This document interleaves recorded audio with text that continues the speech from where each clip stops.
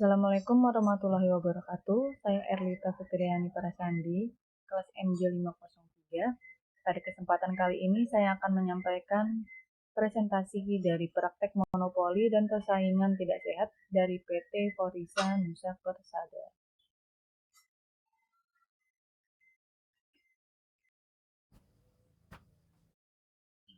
Masuk ke slide kedua, yaitu berikut adalah penjelasan. Monopoli adalah situasi di mana hanya ada satu penjual yang menguasai pasar. Persaingan usaha tidak sehat adalah persaingan yang tidak sehat antara pelaku usaha. Kemudian dampak-dampaknya, monopoli dan persaingan usaha tidak sehat dapat menimbulkan distorsi pasar. Kemudian harga-harga tidak lagi dikendalikan oleh hukum pasar, melainkan ditentukan oleh sekelompok orang yang menguasai kekuatan pasar tersebut. Dampak selanjutnya, monopoli dan persaingan usaha tidak sehat dapat menimbulkan korupsi, nepotisme, dan kolusi. Berikut adalah sanksi.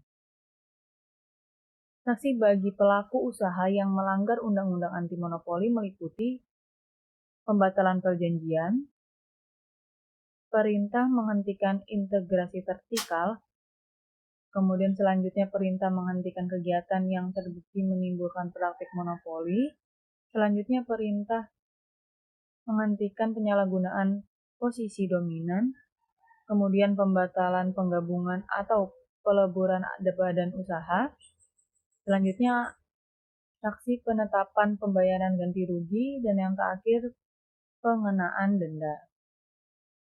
Kemudian untuk regulasi, di Indonesia praktek monopoli dan persaingan usaha tidak sehat dilarang oleh Undang-Undang Nomor 5 Tahun 1999. Peraturan Pemerintah atau PP Nomor 44 Tahun 2021 mengatur mengenai pelaksanaan larangan praktik monopoli dan persaingan usaha yang tidak sehat. Kita masuk ke slide 3, yaitu pembahasan tentang kasus di PT Forisa Nusa Persada. Berdasarkan laporan bahwa PT Forisa Nusa Persada diduga melanggar undang-undang tersebut dengan mengeluarkan program Pop Ice Dergo Ice Blender. Dalam program tersebut, PT Forisa Nusa Persada mewajibkan kios minuman dan toko di pasar untuk tidak menjual produk minuman serbuk dalam kemasan lainnya, seperti milk juice, Nescafe, Camelo, dan So Ice, dengan menjanjikan hadiah berupa satu renceng Pop Ice, kaos, dan blender. Kemudian dalam program tersebut, pemilik kios minuman dan toko di pasar juga bisa menukarkan satu renceng produk minuman serbuk dalam kemasan lainnya dan mendapatkan 2 renceng produk Pop Ice. Selain itu, PT Forisa Nusa Persada membuat perjanjian kontrak eksklusif dengan pemilik kios minuman dan toko di pasar untuk melarang menjual produk minuman serbuk kemasan lainnya. Selanjutnya, Majelis Komisi kemudian menyimpulkan dan memutuskan PT Forisa Nusa Persada telah terbukti bersalah dengan melanggar Undang-Undang Nomor 5 Tahun 1999.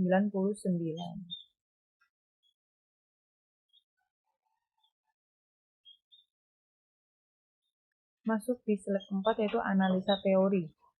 Teori keutamaan menjadi dasar dalam pengambilan hipotesis bahwa konsep perilaku yang diterapkan oleh auditor akan memberikan pengaruh terhadap kinerja yang mereka laksanakan, karena mengaitkan karakter individu yang berkomitmen dalam profesi yang mereka lakukan.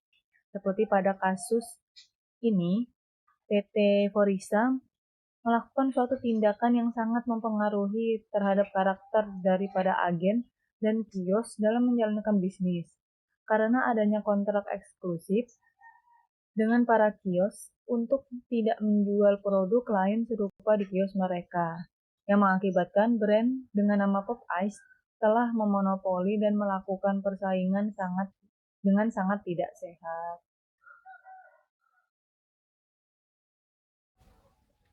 Oke, slide kelima. Selanjutnya, terdapat dampak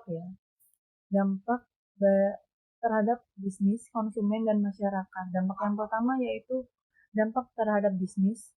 Pada sektor bisnis akan sangat terasa sekali apabila pasar telah berhasil dimonopoli dengan satu brand, dan margin dari pendapatan perusahaan akan berubah. Dampak terhadap konsumen yaitu apabila persaingan terjadi dan monopoli berhasil, maka konsumen kurang tahu dengan brand yang ada atau bahkan sulit mencari produk lain yang diinginkan. Kemudian terdapat dampak pula untuk masyarakat, yaitu dari sektor masyarakat secara umum akan berpikir dari beberapa sisi, antara lain brand yang berhasil memonopoli tersebut hal yang luar biasa. Dengan bisa membuat para agen yakin bahwa brand tersebut enak dan memenuhi ekspektasi konsumen.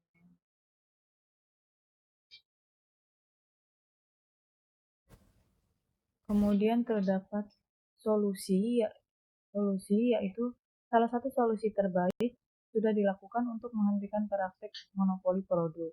Kemudian pemerintah dapat menetapkan peraturan tentang presentasi produk dari penjualan dari total yang didagangkan.